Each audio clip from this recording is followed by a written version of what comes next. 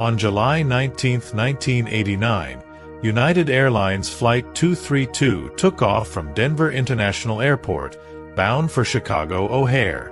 The McDonnell Douglas DC-10 was a well-known aircraft, reliable and safe, with hundreds of flights operating every day. On board, there were 296 passengers, each with their own reasons for traveling: business, family, vacation. Among them were 17 crew members who were seasoned professionals, led by Captain Al Haynes, a veteran with over 30 years of flying experience. The flight began just like any other, with the passengers settling into their seats, the hum of the engines soothing the cabin, and the flight crew going through their routines in the cockpit. It was a peaceful moment, the kind of quiet calm that is often forgotten in the chaos of emergencies. But beneath the surface, there was something deeply ominous waiting to unfold. Around 45 minutes into the flight, as Flight 232 cruised at an altitude of 37,000 feet, disaster struck. The crew of Flight 232 was flying over the flat plains of Iowa, unaware that they were heading straight into one of the most harrowing experiences in aviation history. It was a routine flight on a routine day, until, suddenly, there was an explosion. The plane shuddered, jolting the passengers awake, and the cockpit immediately erupted into a frenzy of warning lights, sounds, and confusion. In an instant, the aircraft went from a smooth and steady flight to a life-or-death struggle. The cause of the explosion was a catastrophic engine failure. A fan disc in the tail-mounted engine, one of three that powered the DC-10, disintegrated, sending shrapnel through the plane's vital hydraulic systems. The result was nothing short of catastrophic. The plane lost its ability to control crucial flight functions, such as the ailerons, for roll control, and the rudder, for yaw control, and was left with only the ability to control pitch. The flight crew, Captain Al Haynes, First Officer Bill Records, and Flight Engineer Dudley Dvorak, were suddenly faced with the impossible. They had no rudder control, the plane's speed and altitude were rapidly deteriorating, and they were over 200 miles from their destination. As the aircraft began to veer off course, they were left with a singular question: could they possibly land this crippled aircraft? Haynes was no stranger to challenging situations. Throughout his career, he had handled everything from bad weather to mechanical failures. However, this was an unprecedented emergency. In the cockpit, the situation became chaotic, but the crew remained focused. They had to maintain calm in order to make a decision that could save the lives of everyone on board. The first priority was to keep the plane in the air, which required maintaining whatever limited control they had left over the aircraft's pitch. The passengers, many of whom were unaware of the extent of the failure at first, began to feel the effects of the aircraft's instability. The flight attendants quickly began their emergency procedures, preparing the passengers for what could be a crash landing. The cabin, once filled with the hum of conversation, was now filled with the low, anxious murmurs of uncertainty. Captain Haynes, who had been informed of the catastrophic nature of the failure, made the call to attempt an emergency landing at Sioux City, Iowa, which was the closest airport with the necessary facilities to handle a situation like this. The plane, however, was no longer capable of a controlled flight path. With no functioning rudder and minimal control over the aircraft's roll and yaw, the crew was left with a near-impossible task: to figure out how to land the DC-10 using only the throttle and a little control over the aircraft's pitch. As the plane continued to lose altitude, the crew and air traffic controllers began to work together. Flight controllers in Sioux City, alerted to the emergency, immediately began clearing the airspace for the incoming aircraft. There was little time to spare. With every second that ticked by, the chances of a controlled landing decreased. As United Airlines Flight 232 continued its descent toward Sioux City, Iowa, the situation inside the cockpit became increasingly desperate. The plane's loss of hydraulic power meant that the flight crew had only limited control over the aircraft. The rudder, the ailerons, and the primary systems responsible for maintaining stable flight were no longer functioning. The plane was at the mercy of gravity and the minimal control that the crew could exert through the throttles and the pitch of the aircraft.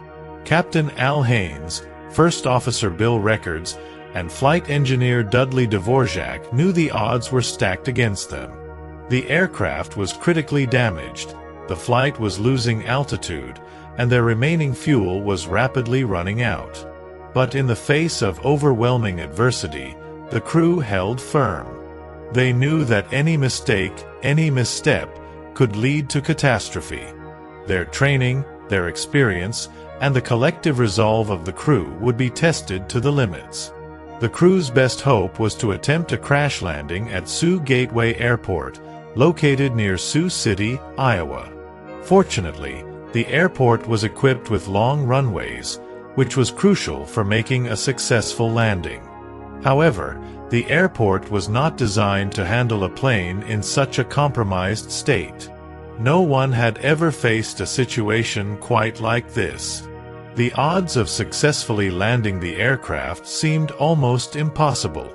Despite this, Captain Haynes and his crew remained focused on the task ahead. The crew's strategy was to try and control the pitch of the plane as it descended.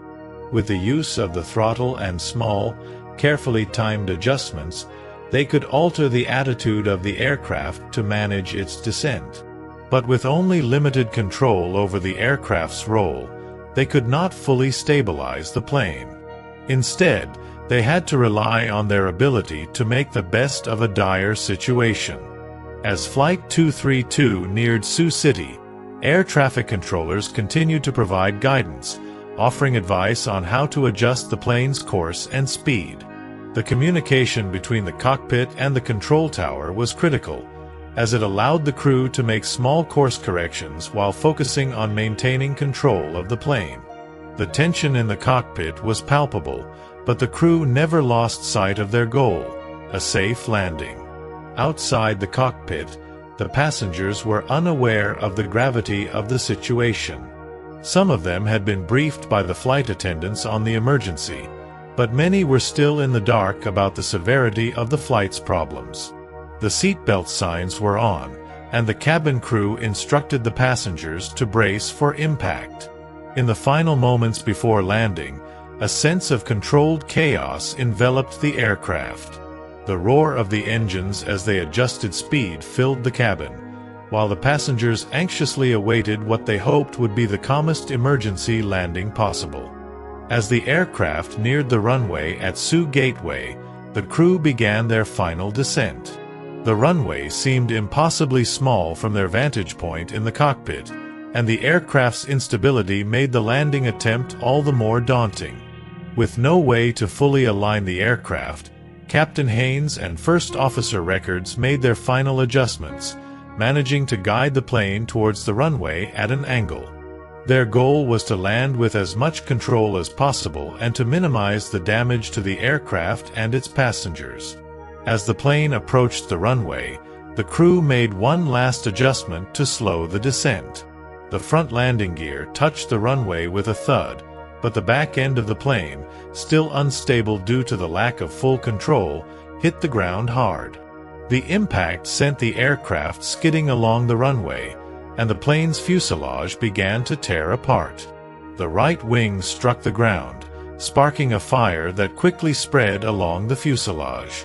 Despite the damage, the plane's forward momentum slowed, and the aircraft finally came to a halt. The landing had been nothing short of miraculous. Though the plane had been severely damaged in the process, the crew had managed to bring it down in a manner that saved 184 of the 296 people on board. The impact had been violent, and the fire was intense, but the fact that the plane had landed at all was a testament to the incredible skill, teamwork, and resilience of the flight crew and air traffic controllers. The surviving passengers would later say that the crew's calm under pressure was what made the difference between life and death. Emergency responders from Sioux City, as well as nearby fire departments, were on the scene within seconds, rushing to the wreckage to rescue survivors. The quick response of first responders, combined with the survival instincts of the passengers and crew, played a critical role in saving lives. Passengers who were able to walk or crawl away from the wreckage helped others, and some even assisted emergency personnel in navigating the wreckage to find those still trapped. In the chaos of the aftermath, it was this spirit of cooperation and courage that turned an otherwise disastrous situation into one of extraordinary survival. In the aftermath of Flight 232's emergency landing, it became clear that the flight crew had performed an extraordinary feat. The chances of surviving such a catastrophic failure and landing the plane were exceedingly low. But through sheer determination, expertise, and composure, the crew had defied the odds. Their efforts were widely praised in the aviation community, and the crash landing was studied in detail by aviation experts to improve training and emergency response procedures. The story of Flight 232 became a defining example of human resilience and the power of teamwork in the face of life-threatening circumstances. In the days, weeks, and years following the miraculous emergency landing of United Airlines Flight 232, the world would come to recognize not only the tragedy but also the triumph of human perseverance and skill. While the crash claimed the lives of 112 people, the survival of 184 passengers, against all odds, became a story of unparalleled courage, quick thinking, and a commitment to doing whatever it took to save lives. The heroic efforts of the crew and emergency responders, combined with the sheer will to survive displayed by passengers, ensured that the tragedy would be remembered as much for its miracle as for its initial horror. Captain Al Haynes, First Officer Bill Records, and Flight Engineer Dudley Dvorak, each of them played a pivotal role in making the emergency landing possible. Despite the terrifying circumstances, the crew maintained their focus and remained calm under extraordinary pressure. Haynes, who had been a seasoned pilot for decades, later credited his years of training and experience for giving him the ability to remain composed in the cockpit. But it was more than just technical expertise that led to the plane's miraculous landing. It was their ability to work together as a team, relying on each other's strengths in a situation that had never been simulated or imagined in the history of aviation. The passengers on board Flight 232 also demonstrated immense resilience and courage during the emergency. Those who were able to walk or move in the chaotic aftermath helped others, providing critical assistance to the injured and alerting emergency crews to trapped survivors. The survival of so many passengers was directly attributed to the collective effort of the flight crew, emergency responders, and those on board who acted swiftly to help. Passengers who survived would later recount how, even in the most harrowing moments of the crash, they never gave up hope. The immediate aftermath of the crash saw a tremendous response from emergency crews in Sioux City. Firefighters, paramedics, and rescue teams arrived within moments of the plane coming to a halt, working tirelessly to remove injured passengers from the wreckage and transport them to nearby hospitals. Their swift action was instrumental in preventing further casualties and ensuring that survivors received prompt medical attention. The teamwork displayed by first responders on the ground mirrored the heroic efforts of the flight crew in the air, highlighting the importance of collaboration in times of crisis. In the years following the incident, a series of investigations were launched to determine the cause of the engine failure and how similar incidents could be prevented in the future. The National Transportation Safety Board, NTSB, conducted an in-depth investigation and found that the engine failure was caused by a catastrophic rupture of the fan disc in the plane's tail-mounted engine. The resulting shrapnel caused extensive damage to the aircraft's hydraulic systems, which led to the loss of control. The NTSB's findings led to a series of recommendations aimed at improving aircraft safety and better preparing flight crews for dealing with similar emergencies. The legacy of Flight 232 extended far beyond the lives of the passengers and crew involved. It spurred changes in aviation safety protocols, training, and emergency response. The lessons learned from the crash landing were integrated into flight simulation training, allowing future pilots and crew members to experience and practice similar emergency scenarios. What was once considered an unprecedented and near-impossible scenario became a model of survival and expertise, offering valuable insights into how crews could best respond to catastrophic failures in the future. The crash of Flight 232 also left a profound impact on the survivors and their families. Many of those who survived went on to speak publicly about their experiences, sharing how they dealt with the trauma and what lessons they learned from the experience. Some found that the crash was a catalyst for personal growth, motivating them to live more fully and with greater appreciation for life. Survivors also banded together, sharing their stories of survival and offering support to one another in the aftermath. The experience, while traumatic, had a lasting impact on their sense of resilience and their belief in the power of human connection. For Captain Haynes, First Officer Records, and Flight Engineer Dvorak, the crash was a defining moment in their careers. The praise they received from survivors and the aviation community for their heroism was humbling, but each of them remained grounded, emphasizing that it was a team effort. They continued their careers in aviation, and Haynes, in particular, became an advocate for safety and training in the industry, using his experience to help train future generations of pilots. Despite the recognition, all three men expressed that they viewed the survival of the passengers as a result of collective action, teamwork, and preparation.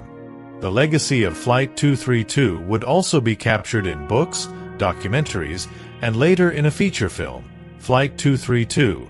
The crash of United Airlines Flight 232. The crash became one of the most studied incidents in aviation history, not for its failure, but for the remarkable story of survival that followed. The documentary and media coverage highlighted the extraordinary actions of the flight crew, passengers, and emergency responders, ensuring that the story would be remembered not just for the lives lost but for the lives saved. The story of Flight 232 is, at its core, a testament to human perseverance. It showcases the ability to adapt to extreme circumstances, to work together in times of crisis, and to never give up when everything seems lost. It's a story of how one of the most catastrophic events in aviation history was met with unparalleled courage, determination, and skill. The passengers and crew of Flight 232, in the face of unimaginable odds, defied expectations and proved that the human spirit can endure even the most terrifying trials. The story of Flight 232 serves as a reminder of the strength we all carry within us. In times of crisis, whether in the air, on the ground, or in our personal lives, we can choose to rise above adversity. Let the courage and resilience of the survivors of Flight 232 inspire us to face our own challenges with determination and teamwork. No matter how insurmountable the odds, we have the capacity to make it through, and to help others along the way. Just as the crew and passengers of Flight 232 proved, the human spirit is capable of incredible feats when it is pushed to its limits. Let's carry that legacy forward in our own lives, facing every challenge with unyielding hope and strength.